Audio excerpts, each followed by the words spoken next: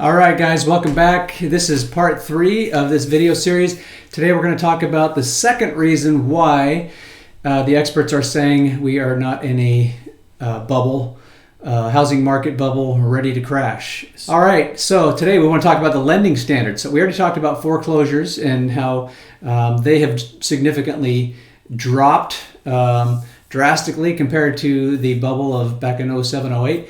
Now, lending standards have also changed. The mortgage market has changed significantly. Learned lots of lessons from that last meltdown.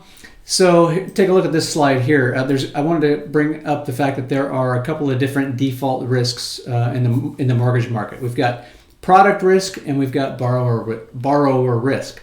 So product risk, we already talked about those ninja loans, right? Those high-risk loans made to folks that did not have the ability to repay, for example.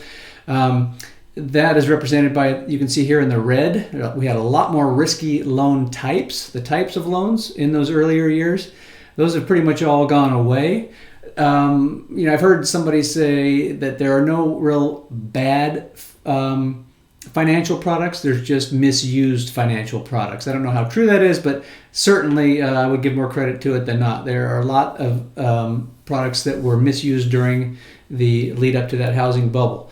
So, but again, still we have borrower risk, right, which is the borrower's ability to repay. Now, we have much more strict underwriting standards and restrictions to be able to make sure that these borrowers are repaying. Our credit scores are super important, right? So under a 620 FICO score is considered more risky.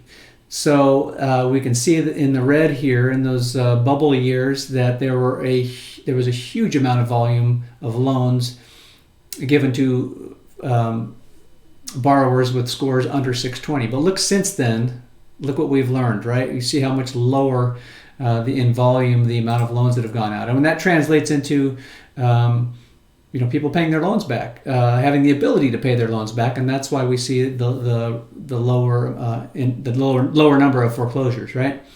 Let's talk about the type of product, adjustable rate mortgages. Again, not a bad product, but it can be misused. And it was probably misused significantly during that bubble. This slide shows here that the percent of all mortgages that were ARMs, right, adjustable rate mortgages, up as high as 37% during that bubble. Today, or actually as of this chart in 2021, 1.7% of all mortgages were adjustable rate mortgages. So huge difference in the types of loans out there. People are locked into a fixed interest rate. Okay, I want to leave you with one last slide here. This has to do with cash out refinances. So people were saying during the housing bubble back then, right, people were tapping into that equity like an ATM machine. House values went up. People were sucking the values, doing refinances, cashing in on that value, pulling that money out, using it. Housing prices dropped. They were left with nothing and they walked, right? This slide here shows you, it kind of gives you a picture of what happened. You can see that, this has to do with the annual mortgage payment for a cash out refi. So when we refinance our home, you have the original mortgage payment amount, and then you have the new mortgage payment amount based on the new terms that you did the cash out refi for that new loan, right? And so you can see that back in the bubble days, that it was the impact of that increase in payment was huge, right? And it almost $5,000 back in 2006 for that annual mortgage payment. So pretty significant back then. People were really tapping into that equity. Rates were a little bit different back then too. Fast forward to today, you can see in just the last couple of years, 2020 and 2021 here, $66 and $34 is the difference in that mortgage payment for the average difference in payment for that cash out refi situation now. So very, very different from the bubble situation back 14 years ago. Lots of reasons why why these experts are saying we don't expect to have a housing market crash.